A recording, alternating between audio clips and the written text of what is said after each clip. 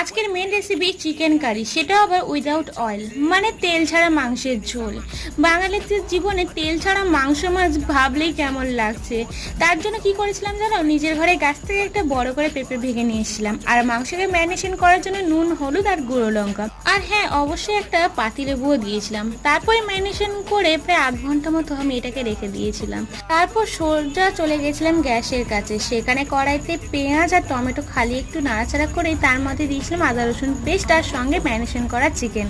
মনে রাখবে চিকেন থেকে যা জল বেরোবে তাতেই তোমার পুরো রেসিপিটা হয়ে যাবে। আমি আলু ইউজ করিনি, বললাম না পুরো হেলদি, তার জন্য আমি আলু জায়গায় পেঁপে ইউজ করেছিলাম। তারপরে ঝোলের মশলা হিসেবে কি দিয়েছিলাম জানো, গোলমরিচ আর জিরে গুঁড়ো, এই মাংস রান্নার মেন উপকরণ। তারপর ঢাকনা খুললেই তোমার চিকেন একদম রেডি, আর উপর থেকে ছুঁড়ে মারো তোমার ধনেপাতা।